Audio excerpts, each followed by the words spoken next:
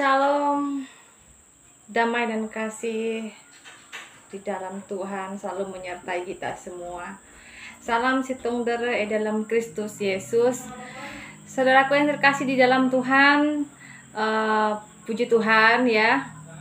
Setelah saya mengupload beberapa video ya tentang kesaksian saya luar biasa di dalam Tuhan, pro dan kontra juga sangat memberkati saya juga sangat bersyukur. Kiranya biarlah berkat saya dan Anda itu menjadi yang luar biasa di dalam kita untuk saling memberikan support dan juga saling mendukung ya.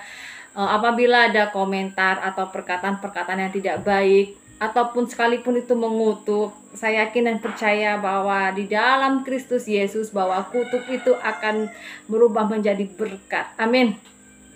Saudaraku yang terkasih dalam Tuhan, dengan luar biasa saya mendapatkan sebuah komentar yang luar biasa dan membuat saya ingat ya bahwa iman timbul dari pendengaran dan pendengaran oleh firman Kristus yang ada di Roma pasal yang ke-10 ayat yang ke-17, bahwa memang benar saudaraku bahwa iman itu timbul dari pendengaran dan pendengaran oleh firman Kristus. Saya jadi ingat saudaraku yang terkasih di dalam Tuhan bahwa iman yang timbul pada diri saya itu adalah di saat saya mendengarkan firman Tuhan dan tepatnya di saat saya tinggal di asrama polisi di Kabupaten Sampang ya kan. Saya mempunyai tetangga saudaraku. Namanya asrama itu kan rumahnya pada berdempet-dempet. Terlebih lagi waktu itu kalau nggak salah rumah asrama itu antara tembok dan juga triplex ya. Nah, jadi di suatu malam, jadi di saat saya lagi seorang diri gitu kan, dan juga bersama anak-anak karena suami saya waktu itu adalah sedang tugas gitu kan. Saya mendengar banyak orang ribut gitu, ramai, dan orang itu bukan ramai karena kenapa saudaraku, tetapi di situ di rumah sebelah saya yang di rumahnya namanya itu Bapak Polisi, Bapak Slamet ya. Kalau tidak salah Bapak Slamet itu dia orang Jogja. Bapak Slametnya tinggi ya, kalau istrinya itu kecil, pendek tapi gemuk gitu ya. Bu Slamet saya manggilnya. Dia tinggal di situ dengan anaknya yang kecil ya. Serta dengan Tuhan, waktu malam itu saya masih Islam ya, agama saya masih Islam gitu. Dan saya mendengar di situ kan ada lagi nyanyi-nyanyi gitu loh. Nyanyi-nyanyi, setahu ya sekarang ya, setelah saya tahu itu pujian, lagu-lagu pujian gitu. Saya dengerin gitu kan, karena kan triplex itu. Tapi saya ngerasanya saya enak gitu, tenang gitu kan. Tapi lagunya enak juga loh gitu kan. Saya kira lagunya ini enak juga loh gitu. Saya dengar terus kan. Lalu saya ada kesempatan pernah saya nanya, ibu ini orang apa? Saya orang Kristen. Ibu kalau sembahyangnya itu di mana sih bu? Endakkah kalau Kristen itu sembahyangnya seminggu sekali? Ke di mana? Gitu bilang. Saya kalau pergi itu bu, pergi ke Pamekasan. Dia bilang. Yang luar biasanya lagi ya saudaraku yang terkasih dalam Tuhan, Ibu Slamet itu orangnya sabar, apalagi bapaknya ya, bapak polisinya itu sabar saudara, dan tetangga saya yang paling sabar. Karena kenapa saudaraku yang Tuhan, itulah yang membedakan antara anak Tuhan gitu kan. Kalau orang percaya pada Tuhan Yesus, dia pasti menjadi orang yang berbeda gitu. Artinya berbeda itu adalah orangnya pasti sabar, penuh kasih gitu kan. Orangnya pun enggak kepo-kepo gitu ya. Bahasa gaulnya sekarang tuh enggak kepo-kepo saudara. Jadi serkesan Tuhan, saya sering gini, Bu, semalam itu ribut-ribut kenapa ya Bu ya? Saya masih ingat saya saudaraku. Dia bilang, Ibu Slamet itu bilang kami sedang berdoa. Kalau orang Kristen waktu itu kan, kalau orang Kristen itu kalau berdoa orangnya nyanyi-nyanyi ya. Jadi orang Kristen itu kerjanya cuma nyanyi-nyanyi doang ya. Itu dalam pikiran saya saudara. Enak bener jadi orang Kristen, kerjanya nyanyi mulu tiap hari gitu. Saudara kesalahan Tuhan, ternyata ya orang Kristen itu memang kalau udah sedang ibadah gitu, orangnya harus bersukacita saudara, harus sukacita. Nggak boleh mikirin ini itu, nggak boleh mikirin nggak ada duit ya, terutama ya. Nah, kan yang kebanyakan nih yang saya simak nih gitu kan. Konteksnya saya simak nih gitu. Kebanyakan orang Kristen nih ya, yang saya kenal, yang saya kenal dengan benar-benar di real. Kalau udah nggak ada duit, aduh, udah kalau nggak loyo, nggak sembahyang. Dan kalau sudah ada duit banyak, tambah nggak sembahyang. Itu yang saya simak di sini. Kalau sudah ada duitnya, tambah nggak sembahyang. Karena kenapa, saudaraku? Dia ngerasa hidupnya sudah nggak perlu Tuhan kali, ya kan? Hidupnya nggak perlu Tuhan. Ngerasa bahwa saya sudah punya uang banyak, tabungan banyak, rumah bagus, mobil sudah juga bagus, juga banyak, kebunnya banyak gitu kan. Tapi nggak semua saudaraku. Tetapi masih banyak juga anak Tuhan yang luar biasa di dalam Tuhan. Haleluya. Nah, saudaraku yang kasih Tuhan, saya juga banyak belajar bahwa di sini pun juga tidak semua orang seiman ya saling mendukung. Enggak juga saudara. Saya pun juga banyak belajar di sini. Kalau mungkin saya ada di Madura, saya nggak akan pernah belajar atau namanya pendewasaan iman. Pendewasaan iman itu maksudnya saudaraku, di dalam yang saya alami adalah setiap persoalan hidup saya, ataupun misalnya antara saya dengan kawan saya yang seiman, yang sekarang sama-sama orang Kristen ya kan, sama-sama orang yang percaya pada Tuhan Yesus sebagai juru selamat katanya gitu kan. Tapi nggak semuanya orang itu kok melakukan yang saling mendukung gitu, enggak juga. Tetapi marilah kita sebagai orang yang percaya kepada Tuhan, kita harus saling mendoakan. Apabila ada teman kita yang teledor ya kan, kita juga wajib mengingatkan. Tetapi biarlah selebihnya setelah kita ingatkan ya, selebihnya ya biar aja urusan dia gitu saudaraku. Tetapi marilah kita menegur teman, saudara, tetangga kita, keluarga kita itu dengan kasih saudara. Tetapi ingat bahwa terkadang banyak orang yang meskipun itu keluarganya, karena tidak ingin menyakiti hatinya, ataupun bisa jadi dari keluarga, suami, istri, anak, karena nggak ingin menyakiti hatinya, kadang berbuat salah pun juga didukung saudara. Tetapi saudaraku dalam Tuhan, kalau kita menjadi anak Tuhan, jadilah terang dan garam, dan jadilah garam ya kan, jadi garam dunia. Artinya saudaraku, bahwa kalau salah, mari katakan salah. Kalau benar, mari katakan benar.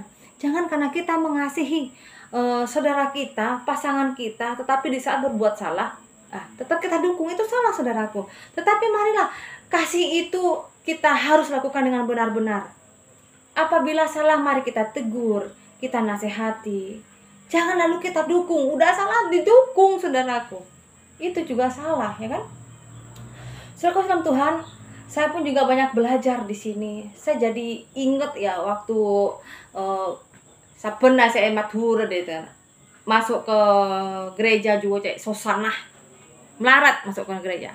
Susah masuk ke gereja saat saya di Madura saudaraku, susah. Saya pernah mau masuk ke gereja di Pamekasan ya.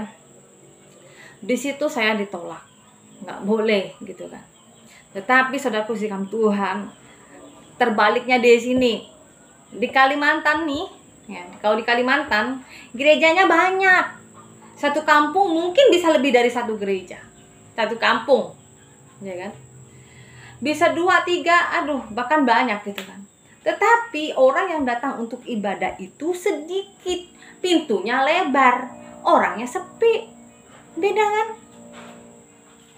Makanya saya bilang, di saat saya pelayanan, saya bilang sama orang-orang itu kan, marilah Bapak Ibu yang kasih dalam Tuhan, kita sama Tuhan sudah diberkati, kesehatan, apa yang kita minta sama Tuhan diberikan. Dan tetapi waktu sembahyang, kadang hari Minggu itu sibuk untuk pergi ke kebun saudara. Kalau lagi sehat, ya, kalau orang lagi sehat, giat ke kebun, hari Minggu pun lupa. Kalau hari Minggu itu untuk Tuhan. Lupa sembahyang, lupa segala-galanya. Kalau ada ketemu dengan pendetanya di tengah jalan, lalu berpapasan gitu, Salam ibu. Ibu mau kemana? Sudah tahu kita hari Minggu, ditanya mau kemana. Ya ke gereja lah pak. Nggak ke gereja kah? Oh enggak bu, saya sibuk bu. Hari ini saya mau panen sawit. Hari ini saya mau panen sahang. Aduh. Padahal kebun kita itu berkat dari Tuhan. Hari Minggunya itu lupa dan melupakan, saudara.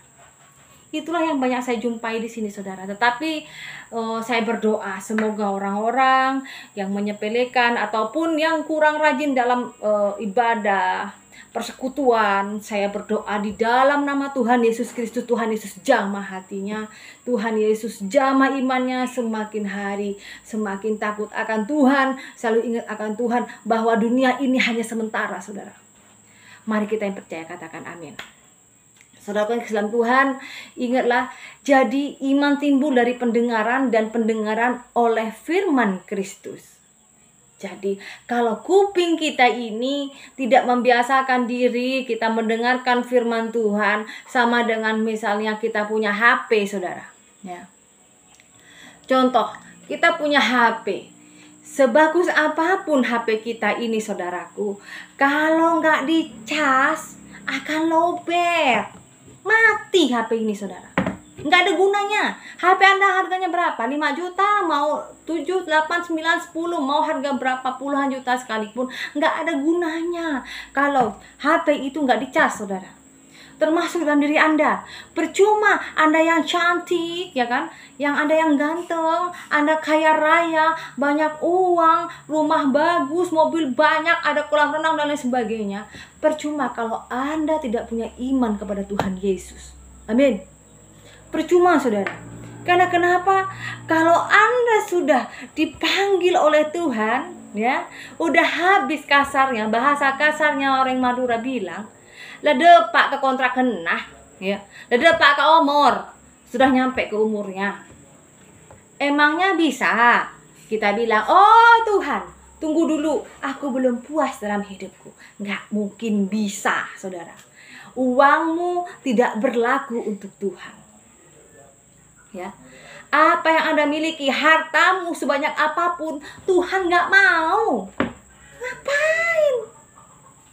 Nggak ada gunanya itu. Sekaya apapun Anda, kalau Anda itu tidak punya iman kepada Tuhan Yesus, ya, terlebih Anda yang memang sudah orang Nasrani, nggak ibadah, dibilang nggak masalah bu, nggak berdoa. Kita kan sudah orang Kristen, kita kan sudah percaya pada Yesus. Saya nggak sembahyang, tuh Yesus itu mengerti kok kalau saat ini saya itu sedang sibuk.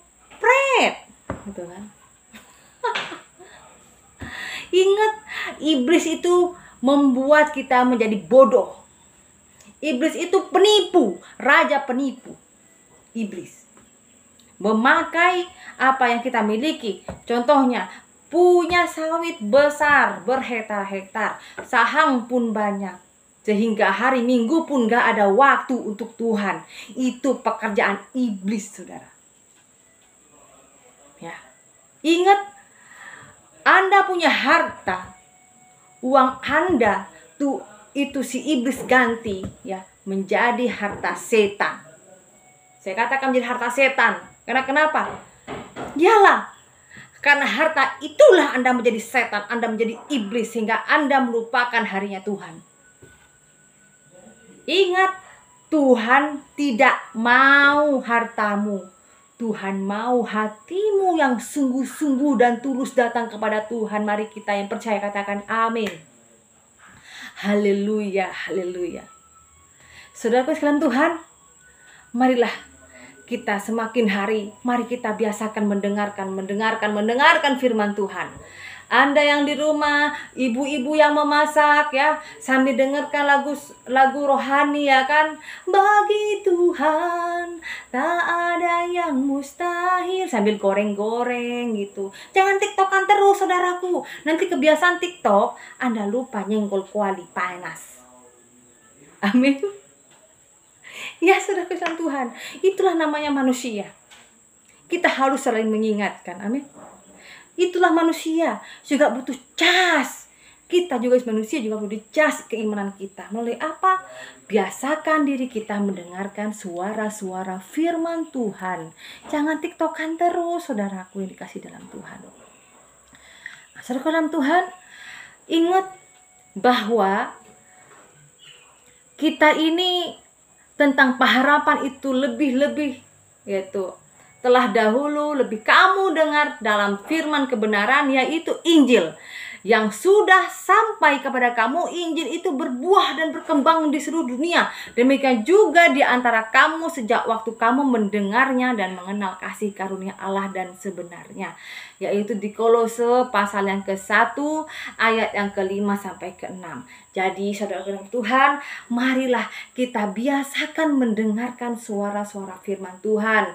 Kalau kita misalnya kita tidak ada, misalkan gini nih, saya kemarin pelayanan ternyata Jumat itu nggak tahu baca, saudara. Apa saya katakan? Kalau Anda tidak tahu baca, cukup Anda dengarkan baik-baik firman Tuhan yang hamba Tuhan sampaikan, yang pendeta Anda khotbahkan. Dan biasakan juga di rumah mendengarkan, yaitu lagu-lagu rohani. Jangan ragu rohana terus, saudaraku, ya. Ingat, manusia juga perlu dicas. Manusia juga perlu dicas keimanannya agar hatinya selalu terjaga. Amin. Demikian firman Tuhan yang saya sampaikan, kiranya memberkati saudara. Tretan setejo edim maabai, ya. Marilah dadi tretan saling adukung, saling adoaakin. Marilah kita jadi saudara yang saling mendukung dan saling mendoakan, saling engain, saling mengingatkan, ya. Tak usah saling nyalaaki, tak usah menyalahkan. Tetapi marilah sama-sama maju di dalam Tuhan. Kiranya saudaraku yang intisan Tuhan, Tuhan Yesus selalu lindungi, Tuhan Yesus selalu memberkati. Mari saudaraku dalam Tuhan, dengan kerendahan hati saya, mari saya undang Anda untuk subscribe, ya, di like dan di share video-video saya. Kiranya kesaksian dan firman Tuhan yang saya sampaikan boleh menjadikan berkat banyak orang. Haleluya, haleluya, amin. Maka sekarang kong saja. Salam situng dere dalam Kristus Yesus Tuhan Allah kita, Gusti Pangeran. Amin.